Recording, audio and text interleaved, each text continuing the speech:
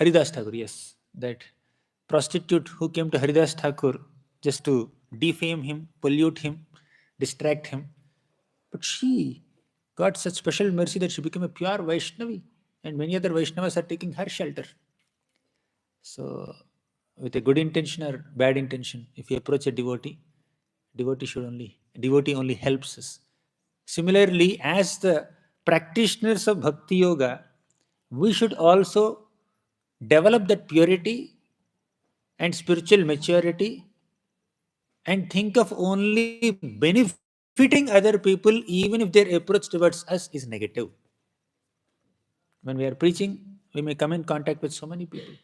Not everyone approaches us with a pure intention to serve us, to take association, to take some inspiration, to hear chant.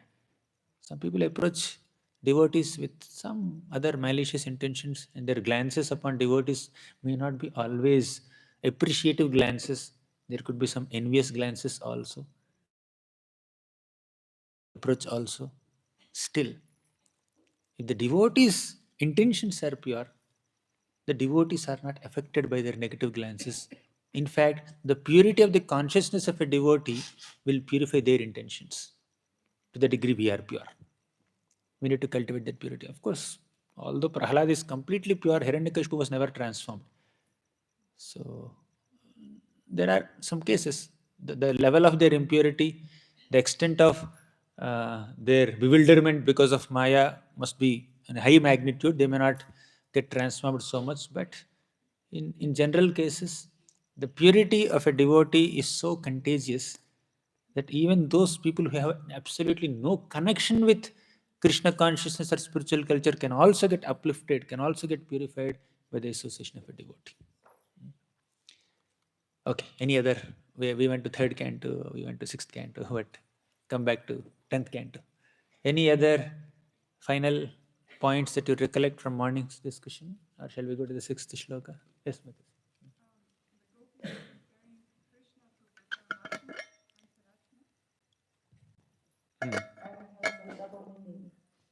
So they're actually chastising him and saying, you're being so cruel, and Krishna is not so cruel, actually. He's very kind and compassionate.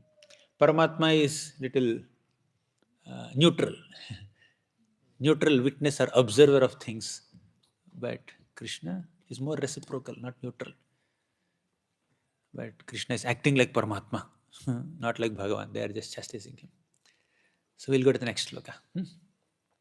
Vraja janartihan virayoshita nija janasmaya dhamsanasmita.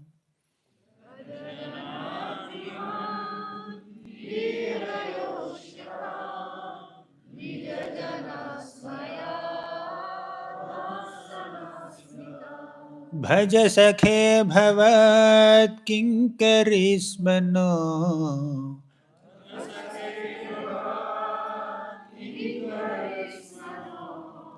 जलरुहाननं चारुदर्शय.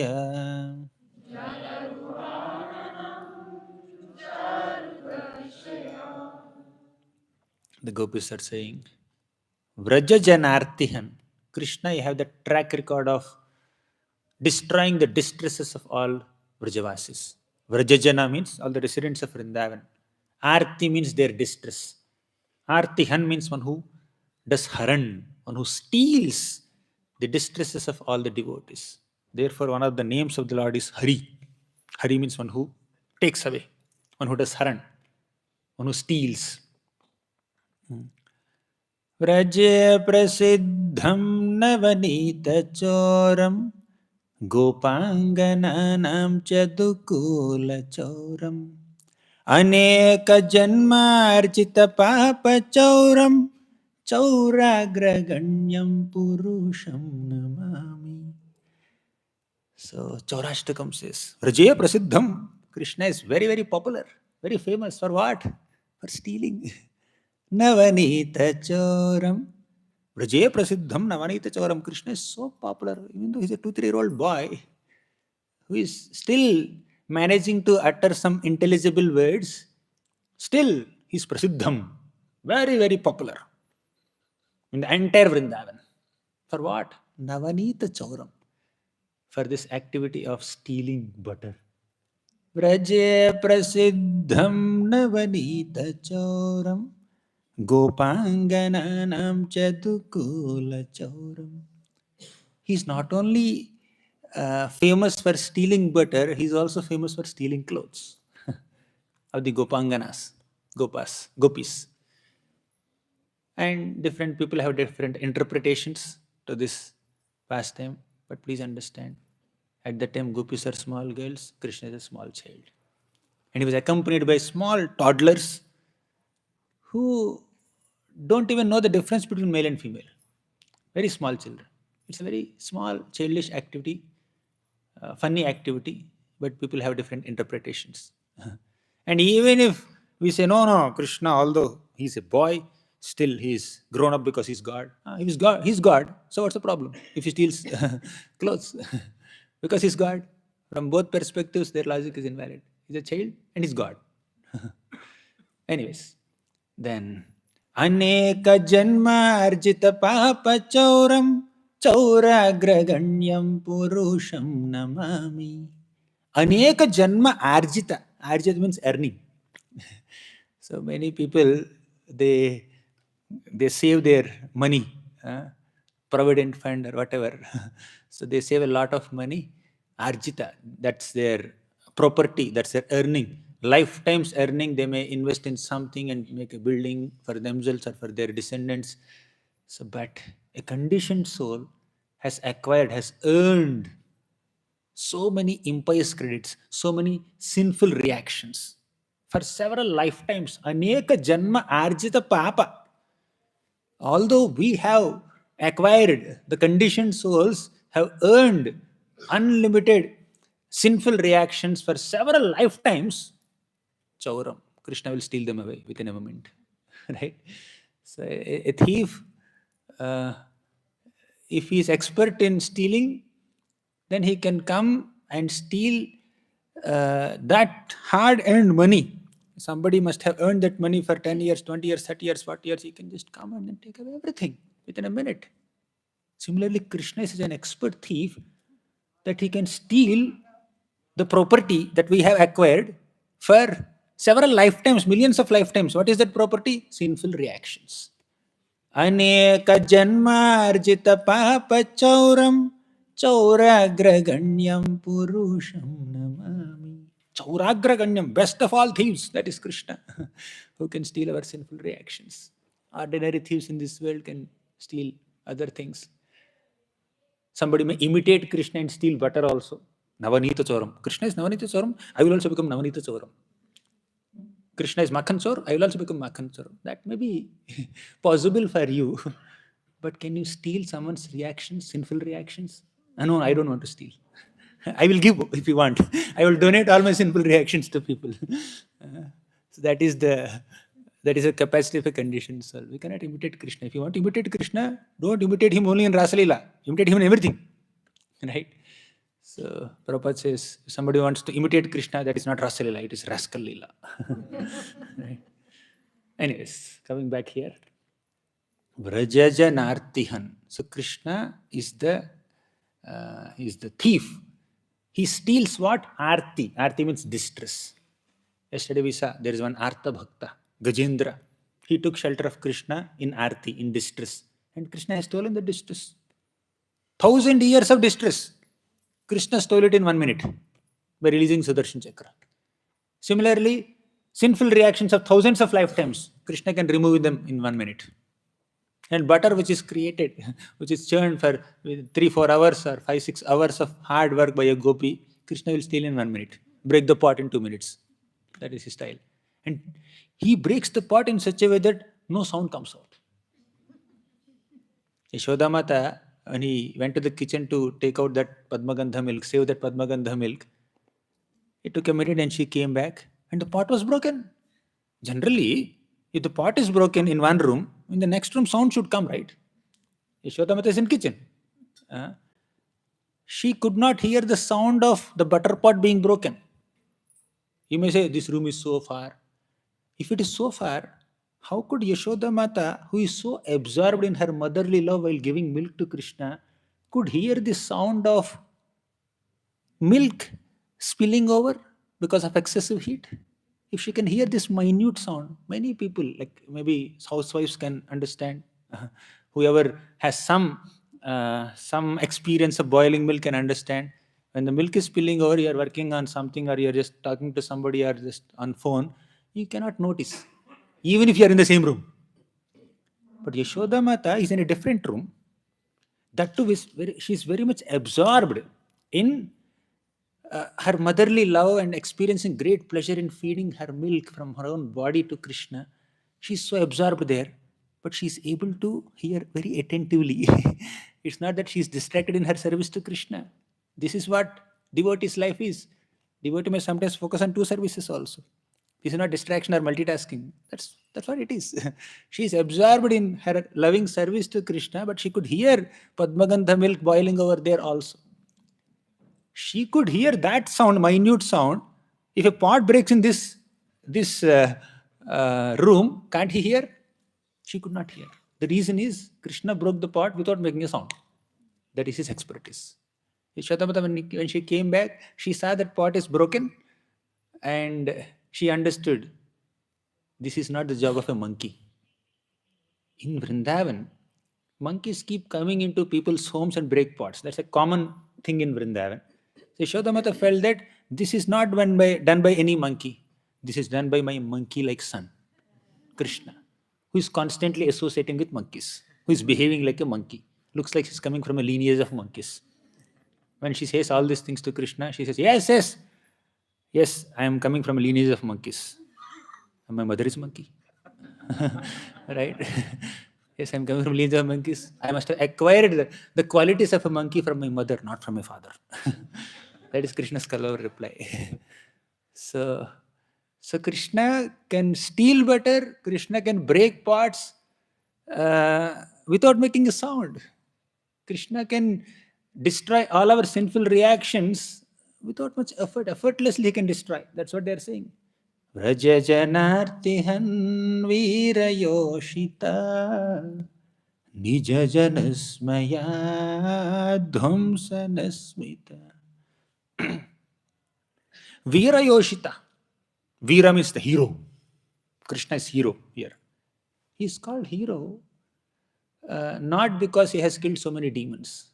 He is called hero because he is the hero of the hearts of all these gopis. If somebody is very strong and powerful and masculine, can only kill demons or destroy enemies, they're appreciated for that reason. But if they also have that soft side, the side of a relisher or a rasika, to also deal with the opposite gender in a very soft way, they're appreciated more. That's what the gopis are doing in Madhurya Bhav. Veera Yoshitam, we are hero of our hearts. Yoshita means woman. Vrajajanartihan Veera Yoshitam Nijajanasmaya Dhumsanasmita. Nijajana means Krishna's own devotees. Smaya means pride. Pride. What is the context of this whole song of separation, Gopi Gita, sung by the gopis in the middle of the night in the autumn forest of Vrindavan, under the Sharat Purnima moonlight? The context is Krishna left them. Why did Krishna leave them? Because there is some pride in their hearts. Because there is some pride in their hearts, Krishna wanted to destroy that pride by leaving them. The gopis are saying, Krishna, you don't have to leave us to destroy our pride. Just smile, sufficient. Nijajanasmaya dhumsanasmita. So if you smile at your devotees who have some pride in their hearts, their pride will be destroyed. Just smile is sufficient. Oh, you are so proud of your activity. You are thinking you are the doer. You are the controller. Really? If you go and report to the spiritual master, Maharaj, I have done this. You have done this? You have done this? No, Maharaj, you have done this. Or Krishna has done this. Vaishnavas have done this, not me. Right? So the smile of a spiritual master Smile has multiple flavors. Some smiles are meant to approve. Some smiles are meant to disapprove. Some smiles are meant to express happiness. Some smiles are meant to express frustration. Some smiles are with an appreciation of others' humility. Some smiles are disapproval of others' pride. So, what is the flavor of this smile? That people will understand. Those who have some common sense and intelligence will understand what is the meaning of this smile. Some smiles indicate gratitude. Some smiles indicate pleasure, happiness, satisfaction of heart. Some smiles indicate frustration, uncomfortable smile sometimes. Somebody is doing something to you and you're not very comfortable and still you have to smile, you smile. So intelligent people will understand this person is uncomfortably smiling. Let me not make this person more uncomfortable. Right? So some are smiles of satisfaction. But here there is another smile that they're indicating. Nija janasmaya dhvamsana smita. Smita means smile, smaya means pride. Krishna, you can destroy our pride by just smiling at us. You don't have to disappear from the scene. We don't need such a heavy punishment for it. For a small mistake, you don't give us heavy punishment. Next. Bhaj sakhe bhavat kinkarismano. Bhaj sakhe, we worship you, O Lord. Kinkarismano, we worship you in the mode of being a kinkari, servants. Ayinanda tanuja kinkaram patitam mam vishame bhavam bhuta. We worship you in this mood. As a das or dasi or kinkar or kinkari. Earlier we were thinking we were the most fortunate woman in this entire cosmic manifestation because Krishna is dancing with me. Every gopi thought that I am the best woman because Krishna is with me. Of course, that happiness or that so-called pride is also in connection with Krishna. But Krishna wanted to humble them from one perspective. From another perspective, Krishna felt these people are so humble. Even their happiness or pride also is connected to me only. They are not taking pride in themselves. One thing is, you do some service to the Lord or another devotee or an exalted personality. They're happy. You're proud. You can be proud that you have done such a service that pleased them. Second, you can be proud because they have accepted your service. You see? The other day, Maharaj was saying at Govardhan Valley, Prabhupada said, my perfection is Krishna accepts my service. So you can feel proud and happy uh, because Krishna accepted your seva. Not that you have done seva that is acceptable to Krishna, but you have done some seva that Krishna accepted. Okay. So the pride is not because you have done the service, the pride is because Krishna accepted it. There's a difference between these two. You can feel happy. Happy to be a recipient of an opportunity to serve Krishna. You can be happy that Krishna is receiving your service. Right? That happiness may seem like pride sometimes. But if we are proud that we have done this service, we are the doers, we are the performers, then that is incompatible with Vaishnava culture, with Vaishnava character and Vaishnava mood. The gopis are actually humble. And Krishna is actually feeling that I can't sufficiently reciprocate with their love and affection. They love me so much. Their happiness is in connection with me, their distress is in connection with me, they're decorating themselves only to please me. They are decorating themselves just so that my eyes can get pleasure. They're speaking something just so that my ears can get pleasure. They're applying some sandalwood pulp or wearing some fragrant flowers on their bodies just so that Krishna's nose can get some pleasure. Their entire existence is meant to give Krishna pleasure only. Absolutely no desire for any selfish pleasure on a personal plane. They are so dedicated. What can I give them? I don't have anything to give them. Actually, Krishna is humbled here. Apparently, Krishna is humbling the gopis. Apparently, they are proud and Krishna is trying to humble them. But the deeper reality is Krishna is humbled. Krishna is so humble that I don't have sufficient ability to reciprocate with them. If we read this line and think that the gopis are proud, we can think about it in two ways. Even Krishna did not tolerate pride in gopis. How can I be proud? That's one way. That's a lesson we can derive from it. But from another perspective, if you think gopis are proud, that's an offense. Just like Lord Shiva ran behind Mohini Murti. Even Shiva, such a self-controlled personality, Shiva also could become lusty and then run behind Mohini Murti. And Mohini Murti is just making Shiva run amongst the hermitages of different sages and humiliating Shiva in front of them. See, your role model, your role model, you are trying to follow his footsteps. He is also afflicted with lust. Be careful. That's what Lord in the form of Mohini Murti did to Shiva. So the lesson there is, if Shiva could be attracted by the form of the opposite gender, who am I? I need to be careful. That's the lesson we need to derive. But if you literally feel that Shiva is lusty, it's an offense to Lord Shiva, Vaishnava Aparad.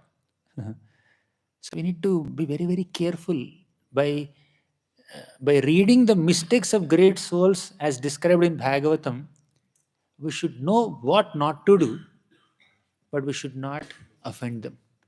We should not disrespect them. We should learn what not to do without offending them, without disrespecting them. We should not, without minimizing their greatness. So gopis are not proud. Gopis cannot be proud. Even their so-called pride is in connection with Krishna. But still, just to give us a message, Krishna apparently felt that, oh, these gopis are thinking that they are the best women. Let me disappear. Actually, Krishna disappeared to spend some exclusive time with Srimati Radharani. And Krishna disappeared just to hear their song of separation, Gopi Gita. If Krishna has not disappeared, why would we discuss it today? So, Nija Janasmaya Dhvamsanasmita Bhaja Sakhe Bhavat Kinkarismano Jalaruhananam Charudarshaya. Jalaruha Ananam, your face is Jalaruha, is like Jalaruha. Jala means water. Ruha means that which is born out of water, which is lotus. Jalaruha Anana means Krishna, your face is like a lotus. They already mentioned this kind of example in the second shloka. You remember? Sharadudashaye sadhu jata sat sarasi jodara shri mushadrisha. There they already described that Krishna's form or Krishna's face is like a freshly blossomed lotus flower in autumn season in Vrindavan. They're saying the same thing. Bhaja sakhe bhavat kinkarismano jalaruhananam charu darshaya. Charu, very beautiful. Darshaya, please show that form. They're so desperate for Krishna's darshan. Fullendivara kantimindu vadanam barhavatam sapriyam Srivatsankamudara kaustubhadharam Pitambaram sundaram Gopinam nayanotpalarchitatanam Gopasanghavrutam Govindam kalaveduvadanaparam Divyanga bhusham bhaje. Fullendivara kantimindu vadanam. Krishna's fresh beauty is like that of a freshly blossomed blue lotus bathed in moonlight. Barhavatam sapriyam. He has a beautiful peacock feather. He loves it. Srivat sankamudara kaustubhadharam Pitambaram sundaram. He has Srivatsa mark. He wears a yellow dhoti. And the main point is here. Gopinam nayanotpalarchitatanam Gopasanghavrutam. Krishna's beautiful form is always worshipped by the Utpala flowers of Gopi's glances. So sometimes devotees do Pushpa Abhishek. They worship the Lord. They shower the Lord's form with beautiful flowers. Similarly, Krishna also is being showered by the flowers of the glances of gopis. Gopinam nayanotpalarchitatanum gopasanghavritam govindam kalavenu divyanga bhusham bhaje. And he's playing flute in this beautiful attire.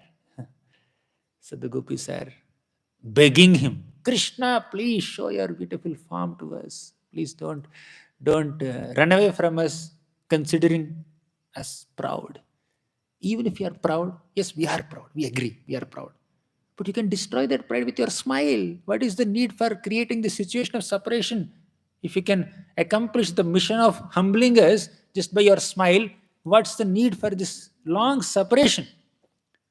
Trutiyugayate tvamapashyatam. Without seeing you, one truti, one fraction of a second is appearing like millions of yugas put together. Krishna, please show yourself to us. They're begging, they're pleading. Next sloka. Pranatadehinam papakarshanam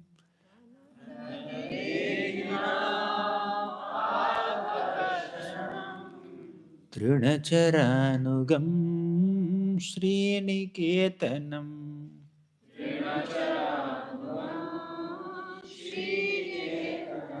Fanifanarpitam Te Padambhujam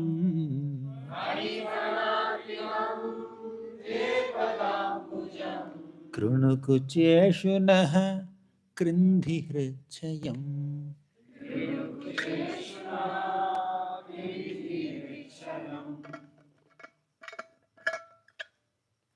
They're saying, Pranata Dehinam Papakarshanam. I just said something similar. Not me. Gopi said something similar earlier. Pranata Dehinam. Pranata means one who offers obeisances. Pranams. Pranata can also mean complete surrender into Krishna. Krishna is called Pranata Pala. Why? Because he protects those people who offer obeisances to him. On one extreme, just they offered obeisance, dandavat, that's all. Pranata. But pranata can also mean complete surrender of oneself to the Lord.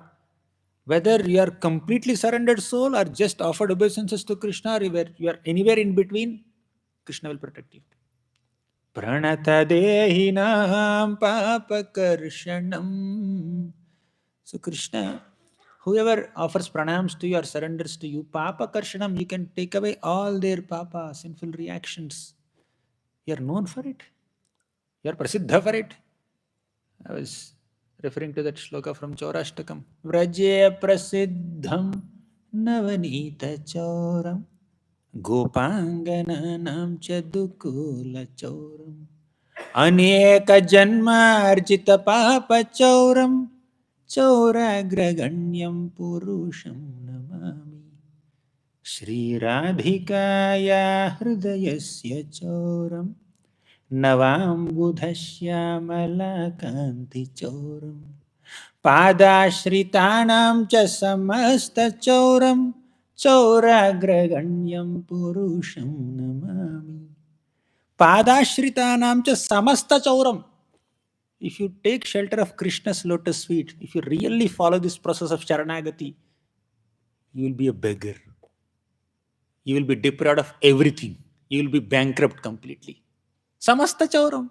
Padashritanam cha samasta. Samasta means everything is completely looted from you. If at all you have some attachment to your possessions or positions or privileges, don't surrender to Krishna. Right? That means surrender to Krishna. If you are so attached to material possessions, surrender to Krishna. He will destroy that attachment. If you are not attached to your possessions, of course you have to surrender to Krishna. That's why it is said, Akamaha sarva kamo va moksha kama udaradhihi tivrena bhakti yogena yajeta purusham param.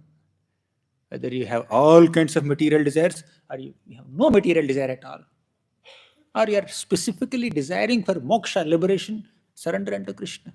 Why? Padashritanam cha samasta chauram Chauragraganyam Purusham Namami. He will completely take away all your possessions, samasta, everything that you have will be completely taken away. You know what is an intelligent thing to do after knowing this line? Padashirtanam cha samasta choram. Before he takes away all things from us, we offer everything to him. That's the best thing to do. Best plan. Krishna, you don't have to come to my home and then steal everything, samasta choram, and become Prajay Prasiddham, become famous as a big thief. I will not make you famous as a thief. I will offer everything to you. No, I want to steal. No, I will give everything. You don't have to steal. There are other people who are holding on, you steal from them. I will offer you. So Krishna likes this flavor also, voluntary surrender. Right? Gopis say, Gopis sometimes tell Mother Yashoda, Yashoda Mata, your son comes to our homes and steals butter, steals our milk. Mother Yashoda says, how miserly you people are. My son, little child, is very hungry. He must have come to your home while playing. He's hungry. Can't you give him little milk? What will you lose if you just give him a cup of milk in a cooler with some malai on top of it? Then the gopis say that if you offer him milk, he will not take. Because you are feeding him 8 times in a day. Yashoda Mata. His belly is always full with different kinds of delicious milk products. He's always full. He doesn't have taste for the milk that we offer. He has taste for stealing. Right? He likes to steal. He wants to steal our butter. He wants to steal our clothes. He wants to steal our hearts. He wants to steal the hearts of those people who are hearing his stealing pastimes also. As we are discussing the stealing pastimes of Krishna, knowingly or unknowingly, he's stealing our hearts. That's why we are smiling. When Krishna steals something from us, we'll smile. When common thieves steal something from us, we'll cry. So let him steal. Shri Radhikaya Hridayasya Choram. Krishna steals the heart of Srimati Radharani. Navambudhashya Malakanti Choram. He steals the dark blue color of the clouds. He stole it from there and he became bluish. And the peacock saw Krishna, thought that cloud has come there and started dancing. Then they realized it's not cloud, it's Krishna. But anyways, Krishna looks like cloud, let's continue to dance. And Krishna joined them and he also danced. And peacock gave a feather. Please take this. Krishna valued this little feather of a peacock and kept it on his head. Can you just imagine? So when somebody offers you a gift, if you take the gift and then touch it to your head, you are valuing it. Right? Especially when you receive a spiritual gift, you should do it out of respect, not out of formality. Right? So Krishna valued that little offering and kept on his head. Right? Shirodharyam. So now these gopis are saying, Pranata dehinam papakarshanam. So you completely steal the papa, sinful reactions of all people who surrender unto you. Trinacharanugam Sriniketanam. Trinachara Anugam. Very interesting description. You're able to follow? Too much Sanskrit? I don't know Sanskrit at all, by the way. I'm just reading word-to-word meanings of Prabhupada books and I'm saying this. Trina means, Trina, right? Blade of grass. Trinachara means those who feast on this little grasses, or those who walk on grasses and eat the grasses. Basically, Trinachara means these cows. Trinachara Anugam means one who follows the footsteps of these cows, that is Gopal, Krishna. Trinachara Anugam Sriniketanam. See this beautiful contradiction in Krishna's character. Sri Niketanam means he's the husband of goddess of fortune, the residence of goddess of fortune, master of Lakshmi Devi, master of all opulences in the entire cosmic manifestation, master of all the spiritual worlds and material worlds. But he's walking behind cows like a cowhead boy. wearing a simple turban and then small dhoti and then holding a flute and then walking as if he is very poor. Trinacharanugam Sriniketanam Fani te padambujam. Fani arpitam. Fani means this snake. Fana means hood. Fani means that entity who has so many hoods. Now they sell these jackets, right? Hoodie. Right? There's a hood on top of you. Right? So Fana means this snake that has so many hoods. Fana arpitam means, Lord, you have offered this to the hoods of this hoodie, whatever, our Kaliya serpent. What did you offer? Padambujam. You offered your lotus feet. If you have noticed this shloka is a glorification of Krishna's lotus feet. See the first line?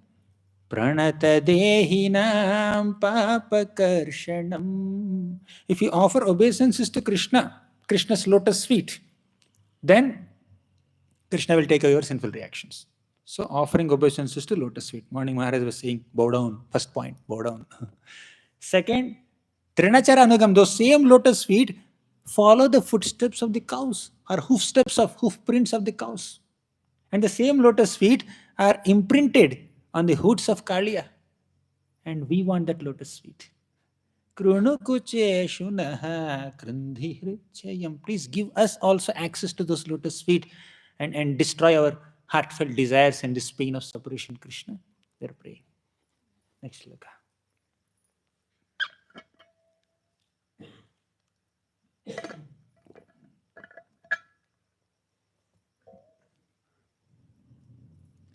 The Gopis are saying, Madhuraya gira valguvakyaya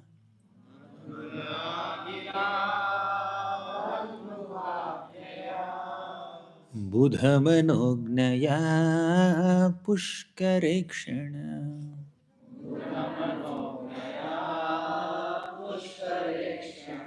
Vidhikaririma viramuhyati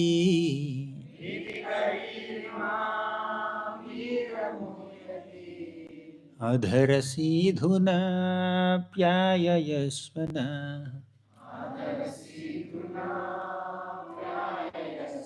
Recite once again.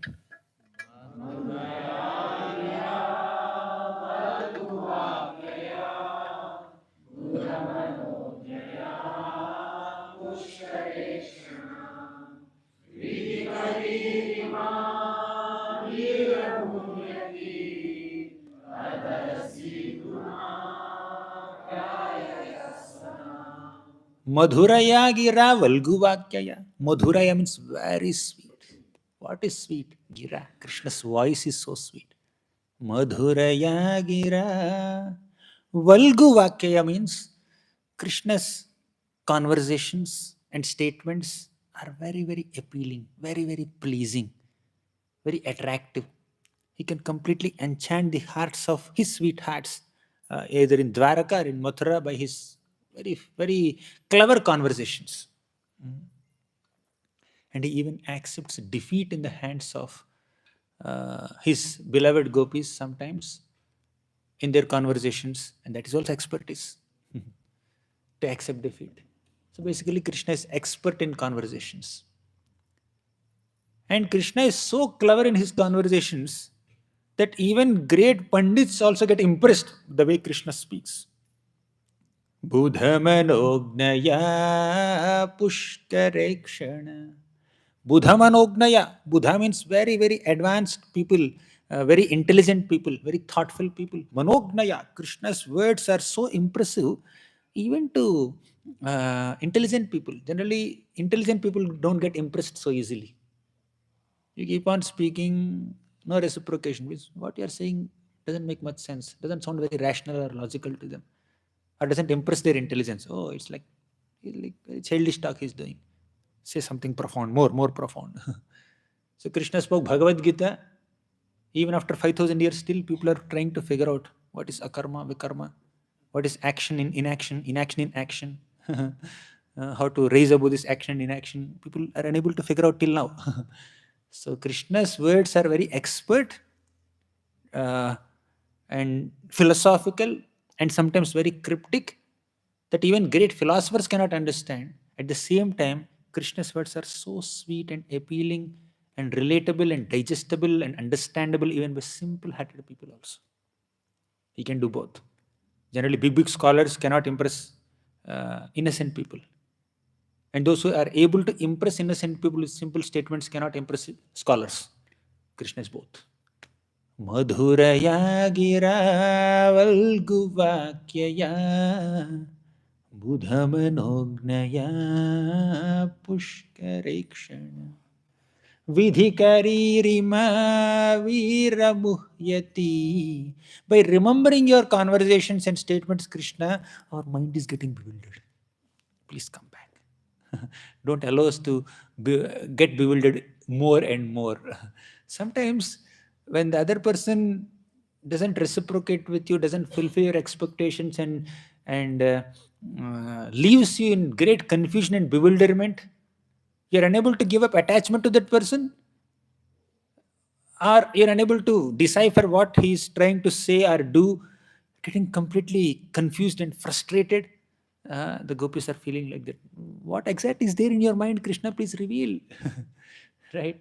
So, Muhyatir, we are getting bewildered. Veera, you're a great hero. We understand that, but we are getting bewildered by your words and actions. Please come back and give us some darshan and give some clarification. Who are you exactly? That's why after Krishna came back, they asked this MCQ. You remember? 3 days back we were discussing. What kind of reciprocator are you?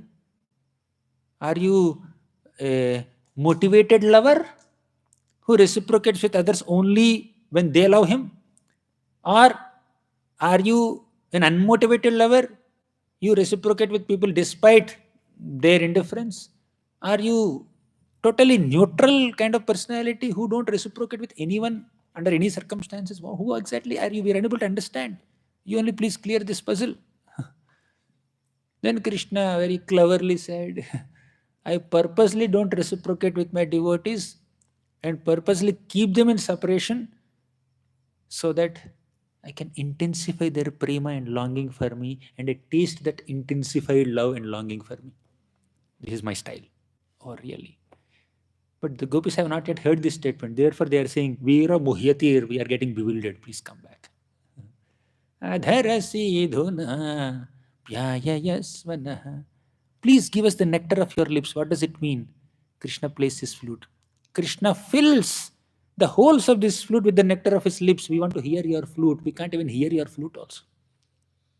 You have disappeared so much that we are unable to even hear your flute now. Where are you exactly? At least your flute will give us some kind of solace. Randhran Venoradhara Sudhaya Purayan Gopa Vrindair Vrindaranyam Swapadaramanam Pravishad Gita Kirti.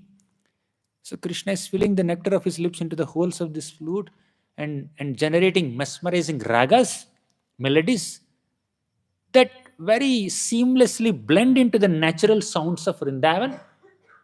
So Krishna is playing flute, and there are some natural sounds of Vrindavan, like birds are chirping, waterfalls, and then cows are moving, and the peacocks are making their sounds, and sparrows are making their sounds, and parrots, they are making their sounds, chirping as we were sitting there. So Krishna expertly blends his flute song into this natural sounds of Vrindavan. The gopis are longing for that now. Next shloka. तव कथामृतं तप्तजीवनं कविभिरीडितं कल्मषापहम्.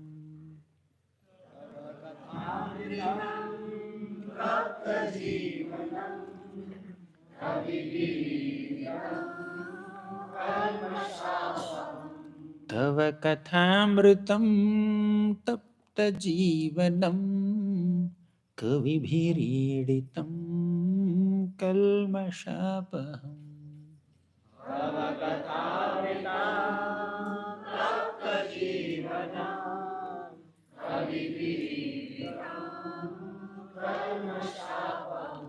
श्रवणमङ्गलं श्रीमद्भागवतं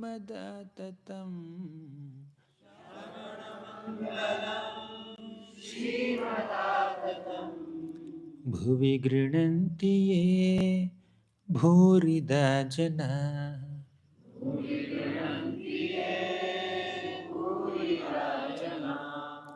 Tava Kathamritam. Tava means your, Krishna. Kathamritam means the nectar of the narration of your topics, O Krishna. Tava Kathamritam. What is the effect of Krishna Kathamritam? The nectarian topics of Krishna. Tapta Jivanam. Tapta means one who is undergoing unlimited tapas. Tapa means misery. There are three types of miseries. You know what are they? What are they? Adhyatmik, Adi Bhautik, Adi Devik Kleshas. Those who are undergoing all these kinds of miseries, they are called tapta. They are called people who are rotting in this material existence. Jivanam. For such people who are struggling in this material world, your words are like jivanam. Your words are like life-inducing nectar. Tava katha amritam. They are dying because of tapas. For them, they need some nectar, right? That nectar is this tava katha. Tava katha amritam. Now, let's go a little deep into this shloka. I think I'll spend the remaining 20 minutes on this shloka only, probably. I'll try to speed up, but let's see. Tava Kathamritam has two meanings. What is Tava Kathamritam here? One way is the Katha spoken about Krishna. Second meaning is the Katha spoken by Krishna. The Katha spoken by Krishna is Bhagavad Gita, Uddhava Gita. And the Katha spoken about Krishna is Srimad Bhagavatam and many other Vaishnava literatures. That is Tava Kathamritam. It has two meanings. Clear? Now, second line, second phrase, not second line, second phrase, Tapta Jivanam. It has two meanings again. There's a quiz after the class, by the way. So, not reflections, quiz. Tapta Jivanam means life for those who are suffering. There are two meanings. Who is suffering? Two types of people suffer. One, the conditioned soul suffer because of the threefold miseries of material existence. And what is the second meaning? Who is the second category of people who are suffering? Devotees. Who are the devotees in the current context? Gopis are the devotees. They are also suffering. But they are not suffering adhyatmika, adi bhautika, adi devika kleshas. They are suffering not because of their own personal sense gratificatory desires. Because kama leads to karma, karma leads to klesha. That's the general reason for suffering. Kama is the reason for suffering. Material desires will lead to karma, material actions, and material actions lead to material reactions, klesha. That's the line. But gopis did not have kama, gopis did not have karma. Where is klesha for them? Then why are they suffering? They are suffering because of separation from Krishna. The suffering of a pure devotee is characterized by feelings of separation from Krishna. Interestingly, the suffering of a conditioned soul is also characterized by separation from Krishna. This is also separation, that is also separation. Conditioned soul is in separation from Krishna, devotee is also in separation from Krishna. What's the difference between these two separations? This separation is characterized by forgetfulness of Krishna, and this separation is characterized by remembrance of Krishna. Love, correct. Loving remembrance of Krishna. So the gopis are intensely loving Krishna and remembering Krishna with that love, but not getting reciprocation for that love and loving remembrance. Therefore, they are suffering. That's the two meanings. Got it? First phrase has two meanings, second phrase also has two meanings. Let's go to the third phrase. Kavibhiriditam kalmashapaham. Kavibhiriditam. Who is a kavi? Poet. A great poet. In Sanskrit, poet is called kavi. Kavibhiriditam means this kathamritam of Krishna, the nectarian topics of Krishna spoken by Krishna, spoken about Krishna, they are sung by great kavis. That's the basic meaning. But there are two meanings here. When you say kavi, there are two types of kavis in this context. One, ancient poets. Two, modern poets. So ancient poets like Vyasadeva and many other great sages, they spoke Krishna Katha. They wrote Krishna Katha in the form of their books, Vedas and Puranas and Srimad Bhagavatam. But that is not sufficient. Krishna Katha is spoken by ancient poets also, and it has to be spoken by modern poets also. In the recent past, Srila Prabhupada, before that Vishnu Chakravarti Thakur, Jiva Goswami, Sanatan Goswami, Rupa Goswami, many other great devotees also spoke modern poets. If Vyasadeva has written everything, why after 4,500 years again Rupa Goswami, Sanatan Goswami, they have to write? And if they have written everything, why again, just 50 years back, Prabhupada has to write? Because times are changing. If no one or many people in this planet may not have the bandwidth or ability to directly read the Sanskrit shlokas written by Vyasadeva, or even the Bengali commentaries or Sanskrit commentaries written by acharyas who appeared few centuries back. Therefore, Prabhupada put all of that into English. So this Krishna Katha must be presented and represented repeatedly presented according to the needs of changing times. Same Bhagavatam. It has to be presented in multiple formats so that people can understand. People from various backgrounds can connect with it and understand it. Srila Prabhupada has studied all the commentaries, and he distilled the essence of the teachings of all the previous acharyas and then put the whole thing in a format that the modern man in this 21st century can understand. Right? So ancient poets and modern poets, and this will continue in future also, to present this Bhagavatam knowledge or Bhagavad Gita knowledge or scriptural knowledge in a format that will be understood by future generations. We may have to present in a different format. Same Krishna Katha, uh, if it is presented in a forum where all are seasoned devotees practicing bhakti for a long time, we present it in a certain style, certain way. But if I present it to a totally new crowd, presentation has to be a little different. If you are speaking to youth, college students, it has to be in a different style. Examples must be more relatable to them. If you are speaking to children, that has to be in a different style. So, poets must present this repeatedly. That's why Kavi Bhiridism refers to ancient poets and modern poets. Clear? Two meanings. Fourth, Kalmashapaham. Kalmasha means contamination. Kalmashapaham means Krishna Katha will destroy the kalmasha, destroy the contamination in the hearts of all people. Again, it has two meanings. There are two types of kalmashas. So we are seeing Kathas are two types, Tapta are two types, Kavis are two types, Kalmasha is also two types. What are the two types of kalmasha?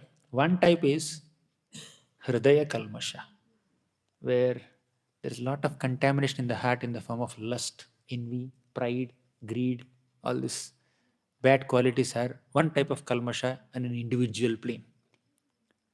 Second type of kalmasha is Kali kalmasha. This Kali Yuga comes with a great contamination. It's a contaminating age.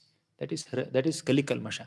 One is internal contamination, second is external contamination. One is contamination on an individual plane, second is contamination on a big global plane, universal plane. Too much of contamination all over the world. So Krishna Katha will protect us from the external contamination and internal contamination also. Krishna Katha will purify our hearts by entering into our ear holes. You have heard that shloka? Pravishtaha karana randhrena svanam bhavasaroruham dhunoti shamalam Krishna salilasya yatha sharat. When the Krishna Katha enters into our ear holes, that will completely wash away all the contamination in the hearts. That is Kalmashapaham. And Kali. Kali Yuga is filled with so many faults, and that faults must be eradicated. The misconceptions of Kali Yuga people must be eradicated. Krishna Katha will do that. Bhagavatam will do that. Bhagavatam is filled with Krishna Katha. Bhagavatam is written. One of the purposes of Bhagavatam is to destroy the contamination or the misconceptions of the misdirected civilization of Kali Yuga. Fifth point. Shravana Mangalam. You're okay? You're able to follow? Getting bored? No? Getting too analytical and technical? Give us more. And your. Shravana Mangalam. Shravana means hearing. Mangala means auspiciousness. When you hear Harikatha, that will create greatest auspiciousness. Shravana Mangalam. So, Krishna Katha creates greatest auspiciousness in our lives.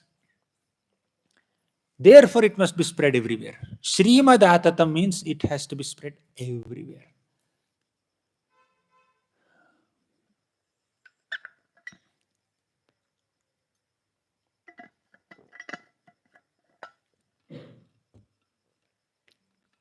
So finally the Gopis say, Bhuvi grinanti ye bhurida jana.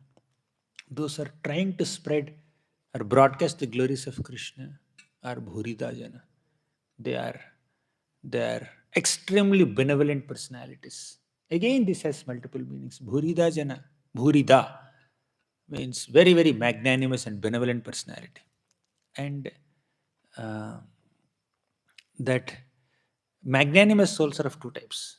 One, those are actually speaking Krishna Katha. Second, those are making arrangements for Krishna Katha. Those are organizing Krishna Kathas. Those are facilitating devotees to gather together and hear Harikatha. So, this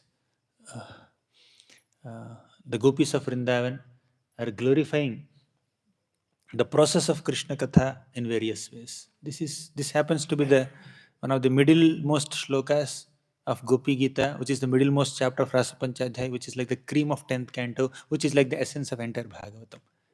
There, preaching is glorified. Spreading of Krishna consciousness is glorified.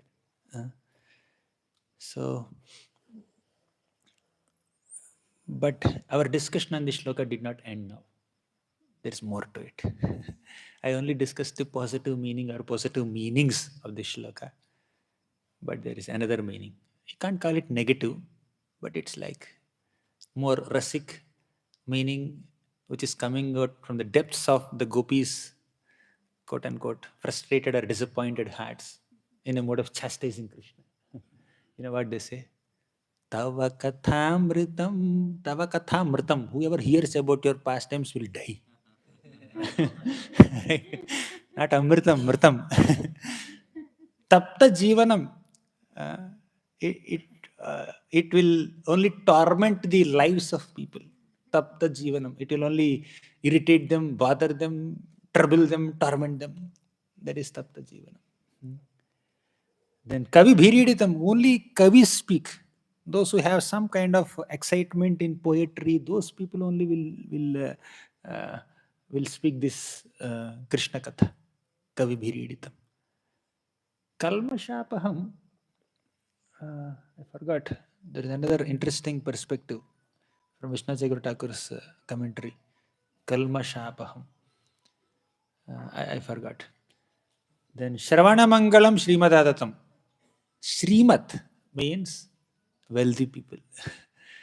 These wealthy people try to spread your glories by organizing kathas, by sponsoring kathas, so that they can destroy all common people. Tava kathamritam. These wealthy people organize kathas, and those who attend the katha, they will die hearing Krishna katha. Because Tava katha is mritam, right? It has to go. Then they can continue as wealthiest people, something like that. So this is how the Gopis are kind of chastising Krishna. Of course, this meaning is not for us. And this meaning should not be taken literally also. The initial meaning is most important meaning. Right? So let's go to the next shloka. Prahasitam priya prema vikshadam viharanam cha te dhyana mangalam.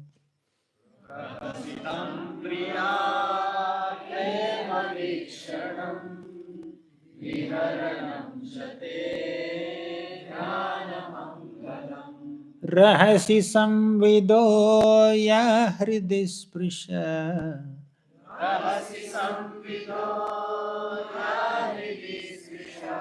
Kuhakano manah kshobhayanti.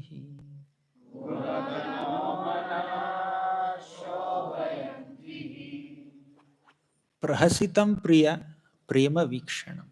They are speaking that, oh Krishna, you are very dear to us. Prema vikshanam. Your glances are filled with love and abundant grace. Prahasitam. You are also smiling with so much of satisfaction. Your smiles and your glances. Yeah, hridisprishaha, they touch our hearts. Right? And not only smiles and glances, viharanam chate dhyana mangalam. Viharanam means your pastimes. Vihar, you're traveling from this place to that place in Vrindavan. Your wanderings, your wonderful wanderings, they are dhyana mangalam. They create great auspiciousness for those who meditate upon them. In the previous shloka, they said Shravana Mangalam. Now they are saying Dhyana Mangalam. Means hearing Krishna's pastimes is auspicious. Meditating on Krishna's pastimes is also auspicious. Viharanam chate dhyana mangalam. Rahasi samvido ya hridisprisha. Rahasi samvido. Whenever we meet secretly, they always have to meet secretly only. Whenever they meet secretly, Krishna speaks something, and those conversations, hridisprisha, they touch our hearts, they touch the core of our hearts. And kuhaka no manaha kshobhayanti. Kshobhayanti, they create great pain in our hearts whenever we meditate upon them. Why? We can't access them again. We only got a little taste or trailer of that, but now we lost it. That creates a lot of disturbance in our minds. So this is how the Gopis are expressing their anguish. I think we'll stop here. 10 shlokas. We have 9 more. Maybe another time. Maybe next Saranagati retreat. Maybe. We don't know. I don't know. The Maharaj will decide. I think we'll stop here. So it's getting hotter also. Any questions or comments? One. Yes, Prabhu. In the beginning of the 9th shloka, you mentioned that the tapt jivanam is also meant for gopis, the pain in separation. But that didn't connect with the other lines. How could you connect? The tapt jivanam word is used for gopis. Correct. Good. You reminded it. So, Krishna Kathamritam, or the nectarian narrations of Krishna, will pacify or console devotees who are suffering the pain of separation. So when all these gopis are suffering these feelings of separation from Krishna, what did they do? They gathered together and they started meditating on Krishna's pastimes. They started narrating Krishna's pastimes to each other, even enacting Krishna's pastimes. That's how it is life for them. Tapta Jivanam. Right? Does it make sense? But how did it connect with the other lines? Tava Kathamritam Tapta Jivanam. Kavi Bhira. I mean, they are speaking multiple aspects of Krishna Katha. How different effects of Krishna Katha. Krishna Kathamritam will mitigate the sufferings of great souls and gopis. That is one. Then Shravana Mangalam, that is another. Kavi Bhiriditam, great poets also describe. So these are different aspects of Krishna Katha. Any other question, comment? Yes, Prabhu.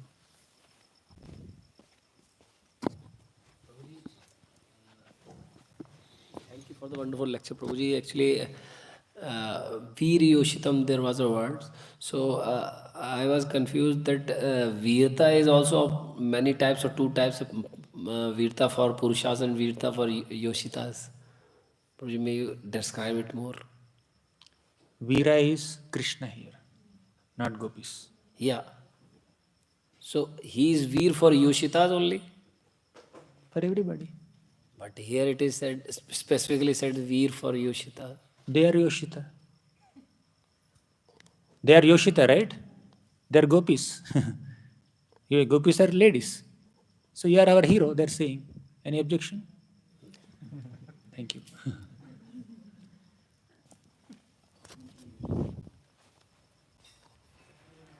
Prabhuji mentioned that This is a problem with knowing Sanskrit.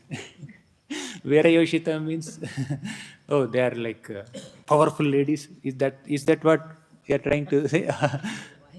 or Krishna is Veera only for Yoshita and not for Purusha? Actually speaking, there is only Yoshita in the entire cosmos except Krishna. Only Krishna is the Purusha. Everyone else is Prakriti, isn't it? So Veera Yoshita makes sense? In that sense, we are not Purushas, by the way. We are Prakriti living in a male body with Purusha mentality. We have Purusha mentality. We are not Purusha, we are Prakriti. All Jivas are Prakriti. You want proof? Go to 7th chapter Bhagavad Gita. Aparayamitastvanya Prakritim vidhi me param. We are also Prakriti. Jiva Bhutam Mahabahu, they are Prakriti. But they have Purusha Bhava. Any other question? Hare Krishna. Prabhuji, you mentioned that the crocodile was actually beheaded by the Sudarshan Chakra, and then he had gone back to the heavenly planets. Actually, he had the darshan of the Lord, so he did not get liberation just because he did not have the devotional intention. Is this correct understanding, Prabhuji? I don't remember reading or hearing anything about it. He got liberated from the crocodile body, but he did not go back to Godhead. He did not go to Vaikuntha. Maybe he'll go later, we don't know. So many demons that Krishna has killed in Krishna Leela, some of them went to the spiritual world, but some of them just regained their previous positions. For example, Aristasur is a Brahmana named Varatantu. Krishna killed Aristasur. Then Aristasur again went back to his previous position as Varatantu, a Brahmana, and he continued his other activities. So, and from the story of, from the pastime of Dhruv Maharaj, you mentioned that Yaksha's king was Kuvera. So Kuvera is the treasurer of the demigods. So how can a treasurer of demigods be the king of Yakshas? maybe he's playing two roles. Okay, thank you, Prabhuji. Any other principle-oriented, application-oriented, nourishing kind of questions?